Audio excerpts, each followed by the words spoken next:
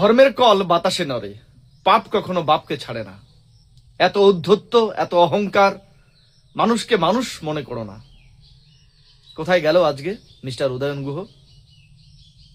কত মানুষের সর্বনাশ করেছেন, কত মানুষকে পথে বসিয়েছেন, কত মানুষের হাত পা ভেঙেছেন, কত মানুষকে বাড়ি ছাড়া করেছেন, কত মা বোনের উপর অত্যাচার করেছেন। আজকে তার হিসাব দেওয়ার সময় এসেছে। ভেবেছিলেন রাজনীতিতে সবসময় সর্বা হয়ে থাকবেন। উপরে একজন আছে, অন্যায় যখন সীমা পার করে যায় না, তখন আর মানুষ ক্ষমা করে না। মানুষ দেখিয়ে দিয়েছে আপনার অরিজিনাল ঠিকানাটা, আপনার অরিজিনাল জায়গাটা। আজকে মানুষ দেখিয়ে দিয়েছে আপনার অরিজিনাল জায়গাটা কোথায়। আজকে আপনি গ্রেপ্তার। প্রত্যেকটা যতগুলো আপনি অন্যায় কাজ করেছেন, প্রত্যেকটার হিসাব হবে। আপনাকে গোষ্ঠী শুদ্ধ জেল খাটতে হবে। আমি ধন্যবাদ জানাই পুলিশ প্রশাসন এবং সর্বোপরি আমাদের রাজ্যের মুখ্যমন্ত্রী সম্মানীয় শুভেন্দু অধিকারী মহাশয়কে। শুভেন্দু অধিকারী মহাশয়ের উপর যে হামলাটা হয়েছিল, তার সম্পূর্ণ দায় এই উদয়ন গুহর। আমার উপর কি অকথ্য অত্যাচার করা হয়েছিল। গান বাধার কারণে আমাকে ল্যাম্পপোস্টে বেঁধে পিটানোর নিদান দেওয়া হয়েছিল।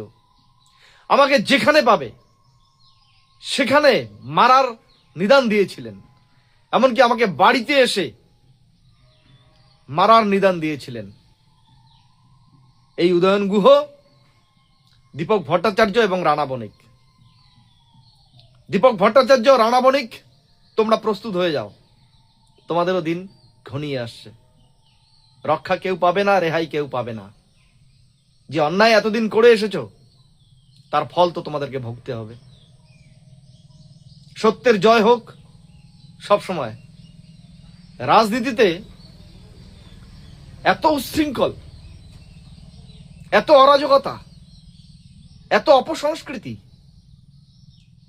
আজকে বুঝতে পারছেন, সামনের দিনে আরো বুঝবেন। মানুষ যখন খেপে যায়, তখন রাজনৈতিক নেতারা যে কিছুই নয়, সেটা প্রত্যেকটা রাজনৈতিক নেতাকে মনে রাখা দরকার। আজকে ভালো আছেন বলে কালকে আপনার সেম একই দিন যাবে তা নয়। সময় বদলায়, প্রত্যেকেরই সময় আসে।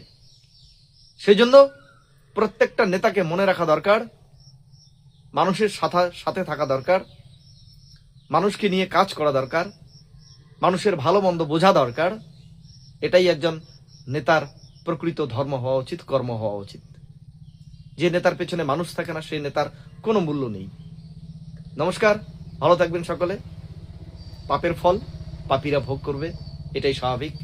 আবারও একবার ধন্যবাদ জানাই মাননীয় মুখ্যমন্ত্রী শুভেন্দু অধিকারী এবং পুলিশ প্রশাসনকে।